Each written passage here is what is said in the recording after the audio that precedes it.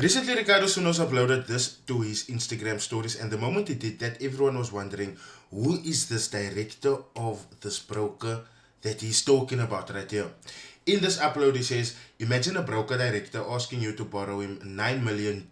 Lol, yes, y'all heard that right.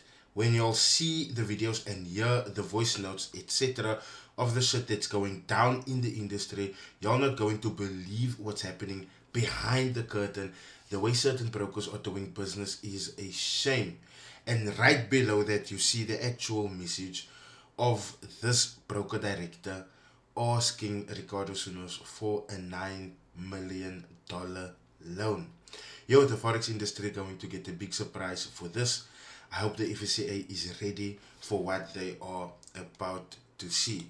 Now, in today's uploads, I have seen this at Scope Market ZA and at We Are Rostro, 2.5 years service, and I find out y'all have been thieves, crooks, liars, and scammers. From tomorrow, y'all will see the power of industry hustlers. We're going to end y'all. Judging by that statement in that upload, Ricardo Sunnos is not taking this lightly. There's a few more screenshots that I managed to get from his Instagram stories, and we are gonna go through them. I've been warning them that it's going to get to this point, and now we are here. Here's someone saying, David, let us complete the changes internally, then you yourself will see the difference. So far, we haven't given you much, but we have at least shown you where we both need to be. Now we just need to sync on expectations, and once we are happy with that, then we go from there. To which he then sends a very big response. Now, he has also unleashed a whole lot of other information, and it is really embarrassing on the part of the broker. I hope you guys have read this part, because this is basically just him saying, listen, don't step on my toes, treat me right, treat me with the same respect that I treat you. And then also was talking about reputations through social media, representatives, and all of that. So I'm telling you guys, this man really dragged these people for filth. Cheapskates, I'm still gonna release the proof from Kenya. And please, regarding yesterday's incident, don't let that happen again. I have earned my respect and title in this life, and everywhere I go, it's a mutual thing. But yesterday I felt very disrespected, so let's not have a repeat of that again. I feel I have worked long enough with Scope to be treated with respect. Y'all cannot send a representative to have a meeting with my team and we are expected to drink free water and starve. Hence the trip to Cyprus, there's a lot to fix. We are back on the 24th, hopefully, with everything we can sort out by then to get things to be smooth. Hectic. So this is a really big thing in this industry, because usually when broker or broker partners calls the IBs, the representatives, whatever the case may be, for meetings, then the broker usually covers the food bill. But as you guys can see, nothing happened. Oh shit, here's the actual slip, 4,586. Jesus, but you guys ate young. Your scope markers, that's a lot of money. That's a lot of money. Y'all sent y'all's representative to meet me and have a meeting, yet me as the IB has to cover the bill, because it's very rude for me to let her cover the bill from her pocket. Don't move like that, guys. Baby steps, we are slowly taking over. We have a few things we need to finish internally. Grateful for your time and taking care of me. Oh my goodness. Not even a sorry, not even an apology. Just like a brush off, man. And I think this is the disrespect that he was talking about. This is at Scope Markets. They sent Mayberry, the representative, to meet me, and she had no money from them. So I had to cover the bill where they called the meeting. True story. Check next posts. I've been dealing with a lot with these people behind the scenes. Now, this is a bad look on Scope Markets, and I'm getting a lot of complaints. People are blowing on 40 points with 1,000 Rand. Scope is closing their trades. Do you know anything about this? they've been refusing to give me a seminar, and they've given me one seminar in 2.5 years because they're saying one live trade is not enough. They want me to create fake trades so my clients blow and they make money, and I will never stand for such nonsense. Hectic. Why not let the USA markets open at 3:30? I don't trade news. I'm very against it, even in my teachings. It's not about news but liquidity. Yep, I don't trade market openings or news. Tough question. Will that time of day generate enough signals? Only one trade is done on a seminar because there's a lot of teaching. 250 dudes doing one trade for 150k event. Is that a good return? Bro, please cancel it if y'all don't believe in what I'm doing. Yo, straight up, if I got taken by the face like that, I think I would also like cancel it. But at the end of the day, these guys, they are very business oriented. This is something that I have learned through like being X'd at Xness, through XM not renewing for campaigns, same with HFM. These guys are really cutthroat, my bro. If you don't meet like number requirements with them, they will like X you, which then brings up the conversation that at the end of the day it's all about money. And I think this is what Ricardo is also trying to show you guys, that with them it's not about like giving the best service to the client necessarily, but more or less them making the most money that they can. Look at the date. Since last year they have been busy with nonsense, and I've been fighting in the background trying to defend my clients. I have so much proof. I'm going to keep dropping little by little. And let me remind y'all, I am the biggest IB for scope markets in South Africa, pushing volumes of 800 million a month with proof to back it up. There's no bigger IB than me at scope markets in South Africa. Yo, if you are the biggest, my brand, they're treating you like this, nah, that's bad. So here he's asking for, instead of 40 point drawdown and closing people's trades, rather make it like 60 points drawdown, then you can close. So on the back end, this man was really requesting for better conditions for his clients. They have been doing undone shit behind the scenes, robbing my clients. I've been fighting day in and day out for months, over 2 years now. I have proof of everything. Here's a screenshot that they had with the CEO about signals and the generation of volume. He says, they have been trying to let me create losing trades to benefit them and put more money in my pocket, but by the cost of making my clients lose money, and I never ever will stand for such shit.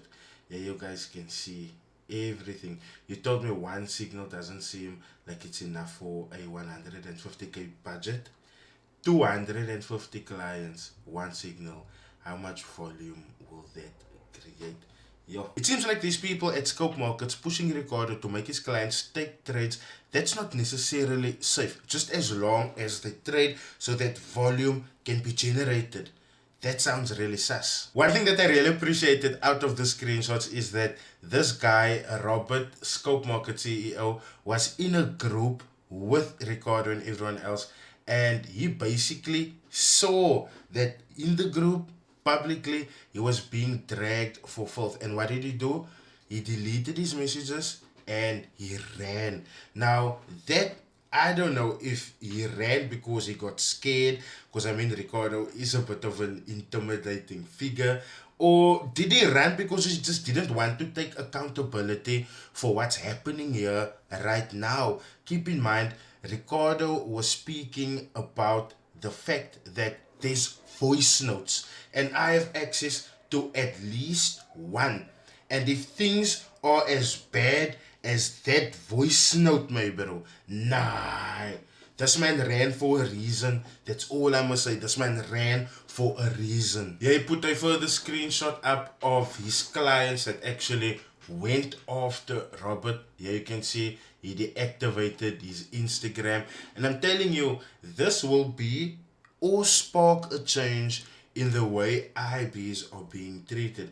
And they also just posted this, which is his LinkedIn, so that people can know and see who they are talking about. Now, I do have access to one voice note. I'm going to play it for you guys, and then I'll come afterwards with commentary. Maybe not even profitable, but then there's a lot of deposits. So now there's something called the risk manager. Okay. I'm The risk hearing. manager for them, the risk manager for them is a guy like Pavel. Okay. Pavel. Okay. Yeah. What Pavel's job is, he sits there and he looks at the risk calculator, and then he establishes and he knows and he sees how many people are in what trades. Okay.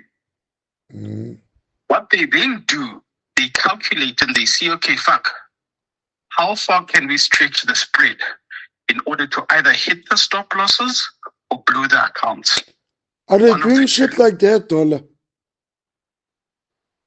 Guaranteed. I know for a fact. But aren't they FSP registered? Don't they have a license? Aren't they not supposed to be able to do shit like that to blow people's accounts because they have a license? The only way that they're not gonna do that is if they A-book the clients. Now they're gonna say to you that they've A-booked the clients, but then because the clients are losing money, they're never gonna A-book them. But so the thing with me, you put me in scope, dollar. I'm there for over 2.5 years. You know, I'm a real trader. You know, my clients are profitable. So how are they doing this? Let me tell you why I just left it, because you were making money there. And at that time, I could not find a deal that would replace what they were giving you. So it was good money for you. You made the money during that time. But in order for them to make money, the clients need to lose money. And I can guarantee you right now, categorically, you can go and check it. I can put my head anywhere to tell you that they definitely have you on a beat book. But how? Because my clients are actually profitable because we are actual traders. Exactly. Now, the problem is that the reason why now they probably not going to want to pay you or something like that is because obviously there's money that's falling in the gaps that they could take for themselves, but then it's going out in withdrawals. Meaning that your clients are profitable, so that money they can't really take anymore, and they become greedy because they definitely are making money off you. But then now they've probably gotten a bigger appetite and said, oh, fuck, we can make more from him. For example, let's say maybe you do deposits of maybe 2 million rand in a month. They turn around and they look at it, fuck, we could get to this entire 2 million rand. So what do we do now in order to get it? So the only way that they can do it is that they either cause spikes while you're asleep, or they decrease your client's leverage within trades. Okay, so for example, in a case that the client has a huge balance, they can't do it.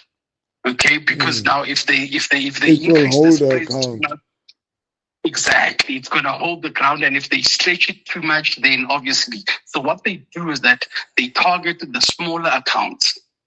Now, say for example, in your 2 million rand deposits, there's probably maybe 3 guys who deposited 200K. Those guys will survive, but the rest of them could be wiped out. So they literally taking people's money. They're stealing. Look, let me tell you what the problem is, Ricardo, especially with the whole ODP license, okay? What the ODP license does is that it gives them, the licensing to deal, meaning that it gives them a license to have a dealing desk, like an over-the-counter type of the thing where they can decide what prices to put. And because when you... But don't they have a third-party liquidity provider to answer to?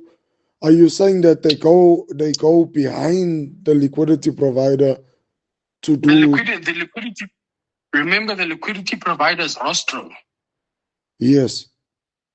And they might have, a couple of other bank liquidity providers for massive deposits type of a thing. maybe those they'll take to a liquidity provider that's a bank or something like that. But with the money that they can see that they can easily take or wipe out with losses, they're going to keep it in the B book. And because they've got an ODP license, they've got a dealing desk, meaning that the law itself allows them to deal. But then now they need to have a suspense account, meaning that they need to have an account that has got enough money to pay out any possible withdrawals. So, for example, if withdrawals get to about 9 million rand or something like that, they need to have the money to cover that. Most of the time, they will have that money because, fuck, it's offshore. You know, they might 5 million rand, well, $1 million, whatever it is that they've got there. So they've got the liquidity themselves to cover it. They only take over to liquidity what they can't, like, you know, or what they don't have an appetite for. So, for example, so what you're telling me here is these cunts are like straight talk, shit aside, they're stealing the small people's money, and over the volumes they stealing millions. Exactly. That's the name of the game. And because of the licensing that they have, they actually allowed to do that. Motherfucker. So this woman, this Mayberry is taking my clients, replacing them with low funding clients and stealing their money basically. Exactly. Because at the end of the day, you must remember, even Mayberry herself, she gets paid off losses. Don't talk shit to me. She doesn't get paid because the clients make money. No, she gets paid because there's actual losses. But all of these guys offered me some deal called PSL or PNL or something where the clients take losses, and I told him I don't want that because my clients are profitable. They give you that to tempt you. They want you to be tempted by the amount of money you can make from the client's losses. That, okay, listen, Ricardo, you've got your clients here, so if your clients lose 2 million... Now that you guys have heard the shocking allegations on this voice note and how these guys would play their clients, I want to ask you guys, is Scope Markets a broker that you want to trade with? Secondly, I would also like to say that it is really brave of Ricardo to just come out and expose these guys once he found out what is actually happening. And keep in mind, Ricardo was hoping that they would do the right thing and pay the people back. Instead, they didn't. The man gave them a grace period. And I mean, in this industry, money is involved, and you are always looking for a resolution that is going to be beneficial to the client. So sometimes you are going to try and wiggle a deal to say, okay, I'm not going to release this information, but please pay the clients. If you don't pay the clients, this information will get out there.